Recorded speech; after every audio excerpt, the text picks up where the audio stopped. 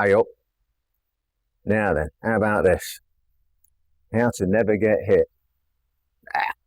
It's never, is it? It's never. But let's reduce the chances of getting hit as much as we possibly can. Now, previously I've spoke to you about moving your head and footwork and all those other things. So let's just assume, which one should never do, but let's just assume that you've got all of that sort of stuff in place, or you're drilling it.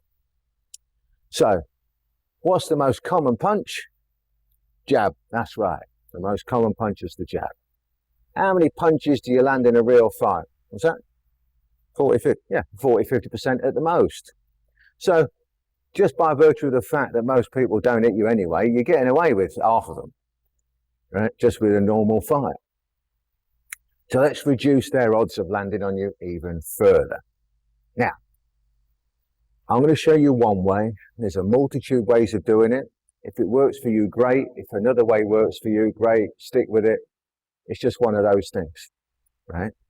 But knowing that the vast majority of punches that come to you are the jab, then it makes sense to ensure that it's extremely difficult for your opponent to land that jab. Makes sense, does it not? So, I'm going to hark back to things I keep going on about. I keep seeing supposedly good boxers, not arguing that they're tough and conditioned, all those other things. I'm talking about skills here. And their chins are up, the shoulders are down, they've either got a high guard or they're here, and their idea of defense is this sort of thing.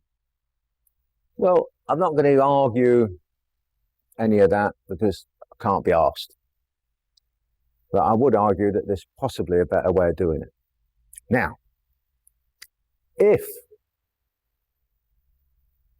this front shoulder is higher than the back shoulder, ding, and the shoulders are slightly shrugged, I don't mean right up like this, but a slight shrug to the shoulders, and the chins are down so that they're right on the clavicle, right in that little divot thing here, all right? So if your chins are down there and your shoulders up, a lot of it is already covered. I'll move this hand out of the way. So your chins are down here, and you're looking over your glasses at them. One. Now, a lot of people teach that, brilliant, but the hand is here. I'm not going to argue that. If that works for you, I've got no argument, because you can come to here to cover the jab and all that sort of stuff. And for some people, they prefer it there. I prefer to teach the front door because I feel that's a better way. Now, again, it depends on the individual, so I urge you to test it if you're not using it already. But don't just test it for 2 seconds and go, don't like it. Actually try it out for a while. Train it and drill it and see how you get on.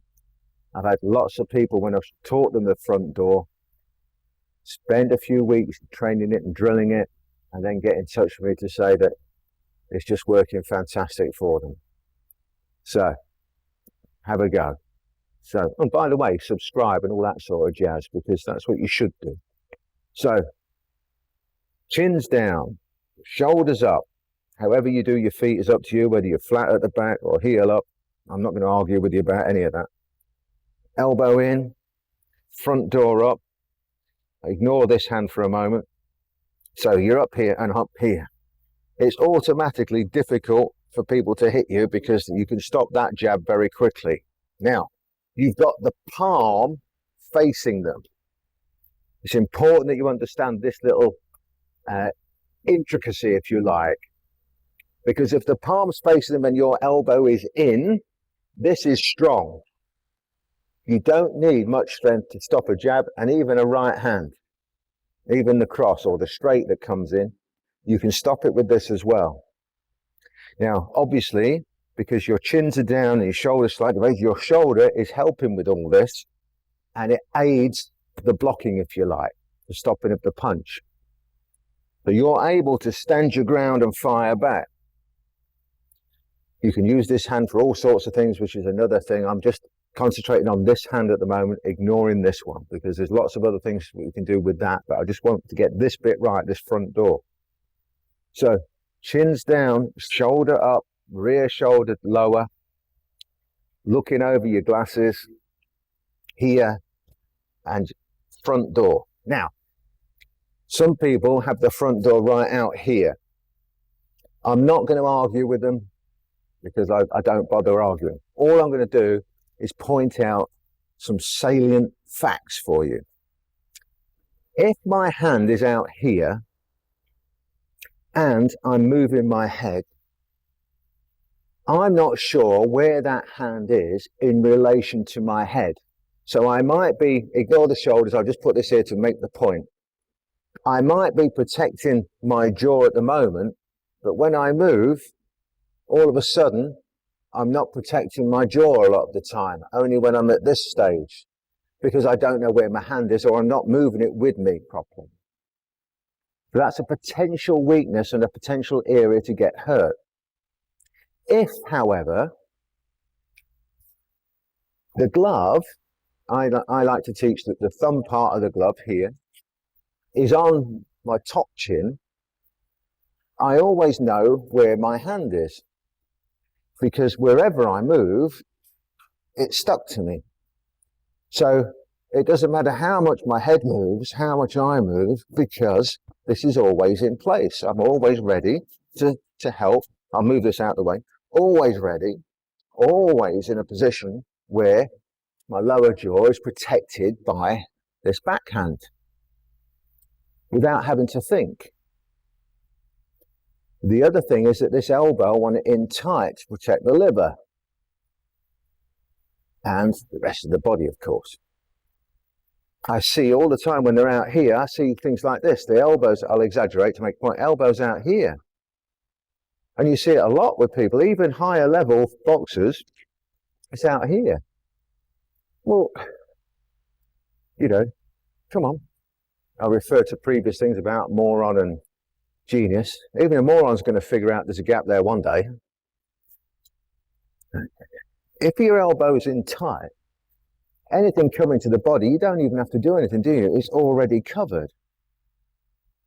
Anything straight, it doesn't take much to help cover it. So you can tuck, catch and counter and all sorts of things. But you've got this automatic defense. So all of this, ignoring this hand for a moment, we're just looking at this one. All of this is helping to cut down dramatically the amount of times you get hit. So you could say that they never get hit is a bit of a clickbait. Of course it is. But all of these things are designed to help you reduce the amount of times you could potentially get hit. So regardless of what you do at the minute, what I want you to do, I want you to drill, train, do it in paired up work, do it slowly first of all, build up the speed and the power, build up the intensity until you can do it in a spar and then do it in a fight, and see how you get on with the front door as opposed to whatever it is you're doing at the moment. And I almost guarantee you that you're going to take fewer punches. I can almost guarantee you that your defense will be better. Okay? Anyway, have a go with it. Take your time with it. Don't just try it once and then come back and say, I tried it and got hit. Yeah, that'll happen. You've got to learn it. I make no excuse for the fact that it is a learned skill. So get on with it, train it, drill it. Let me know how you get on. Catch you on the next one.